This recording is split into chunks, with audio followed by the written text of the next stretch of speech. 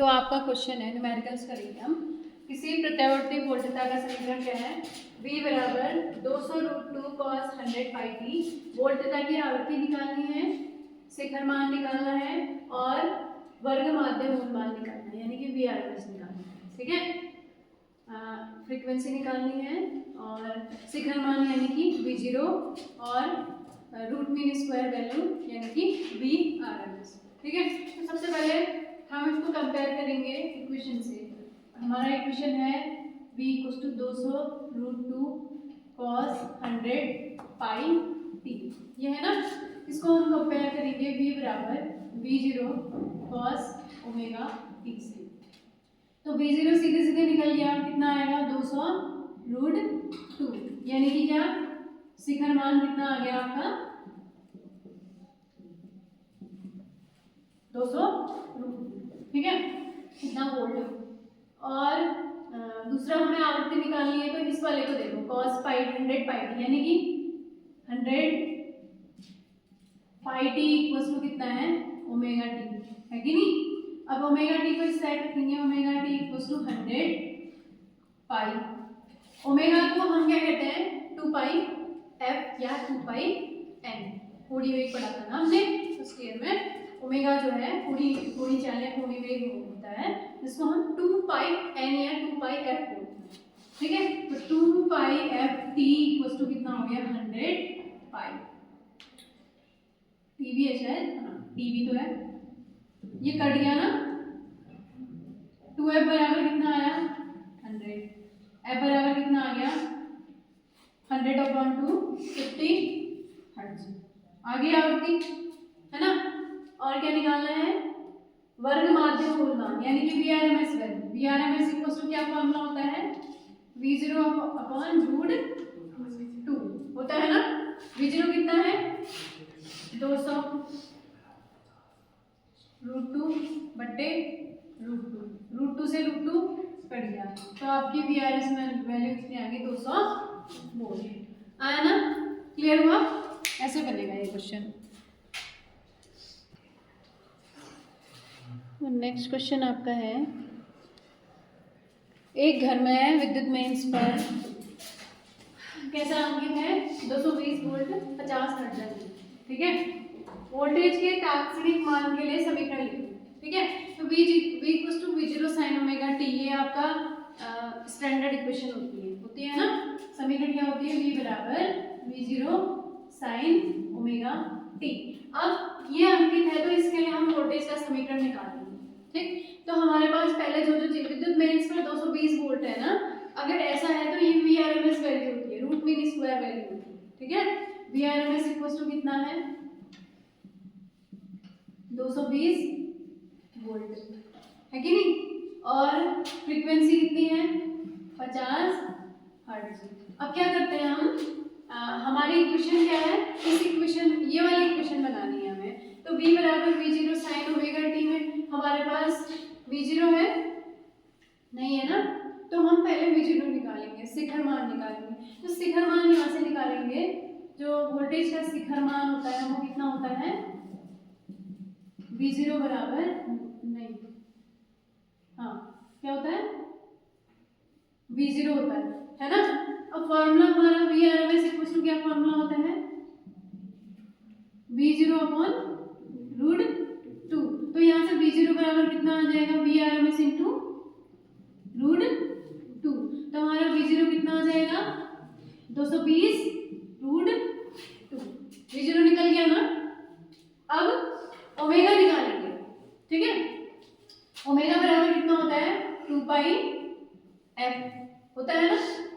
तो इस इक्वेशन में हम v बराबर v0 की जगह कितना रखते हैं 220√2 sin ओमेगा की जगह 2 पाई f कितना है 50 f t।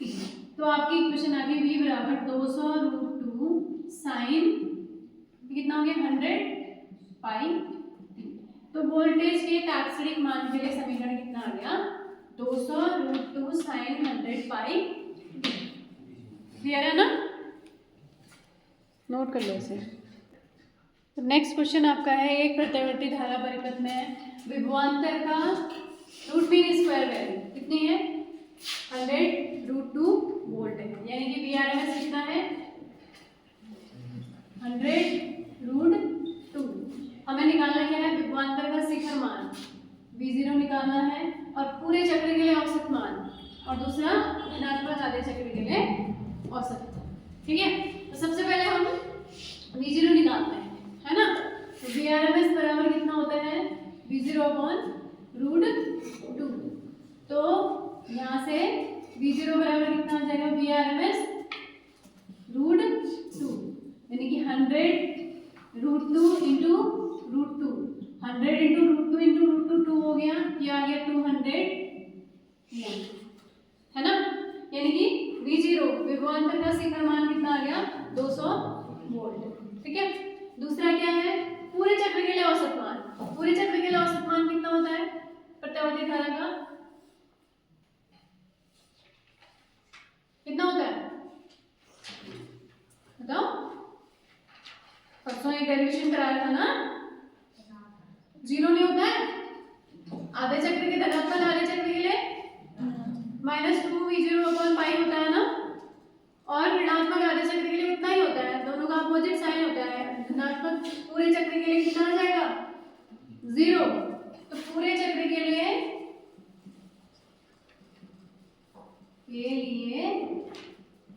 औसत मान 0, है ना। अब धनात्मक आधे चक्र के लिए, धनात्मक आधे चक्र के लिए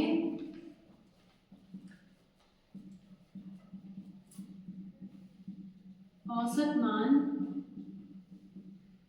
का फॉर्मूला कितना था? 2V0/π। हमने धारा के लिए निकाला था ना 2I0/π, है ना। तो कितना हो गया? 2V0 कितना है? 200/π का मान कितना होता है? 3.14। तो ये कितना हो गया? 400/3.14। ठीक है, इसको हम सॉल्व भी कर सकते हैं। आंसर आपके आ गया 400/π, इतना भी है। आया समझ में? इसको आप कैलकुलेट करके आंसर भी निकाल के मेरे को बताना आंसर कितना आ रहा है। ठीक है, इसको कैलकुलेट करके आंसर मुझे बताओ कितना आ रहा है, और या आंसर आपका इतना हो गया 400/π।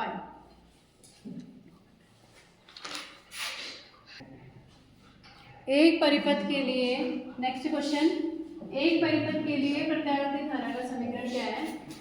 I बराबर 50, ये इसको कैपिटल I भी दे रखा है तो कैपिटल I भी चाहिए, cos 100πt। तो हमको निकालना क्या है?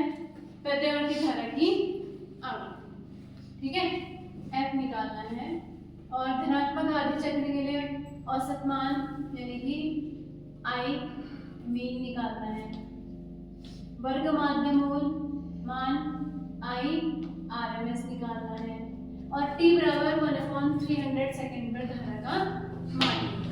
ठीक है, तो सबसे पहले हम निकालेंगे, क्या निकालेंगे? सबसे पहले इसको कंपेयर कर देंगे स्टैंडर्ड इक्वेशन से।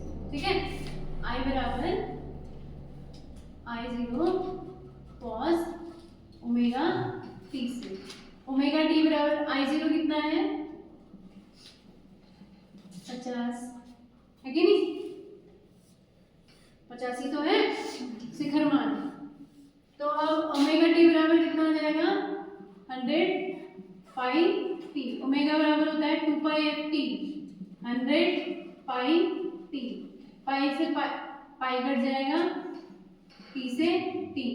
एफ बराबर 100/2 यानी कि 50 हर्ट्ज। इसमें जितने भी आप निकाल रहे हो फ्रीक्वेंसी कितनी आ रही है? 50 हर्ट्ज। क्यों? क्योंकि ये कैसी धारा है? प्रत्यावर्ती धारा। कल बताया था ना, प्रत्यावर्ती धारा का जो आवृत्ति होती है वो कितनी होती है?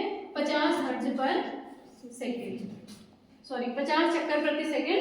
यहाँ 50 हर्ट्ज आवृत्ति का जो मात्रा है वो क्या है? हर्ट्ज है या चक्कर प्रति सेकेंड। ठीक है, तो फ्रीक्वेंसी कितनी आ गई?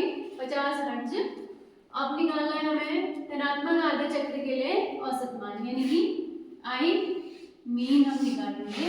इसका फॉर्मूला होता है I0 upon 2I0 upon pi. 2I0 कितना है 50 अपॉन पाई की वैल्यू 3.14। इसको हम सॉल्व करते हैं 3.4 या इतना ही रहने देंगे। इसका आंसर आ रहा है 31.8 एम्पीयर। कितना आ रहा है? अगर आप इसको कैलकुलेट करते हो तो कैलकुलेट करके निकालोगे तो आंसर कितना आएगा 31.8 एम्पीयर। ठीक है, अब क्या निकालना है IRMS value. IRMS equal to कितना होता है I0 अपॉन रूट 2। I0 कितना है 50 बट्टे रूट 2।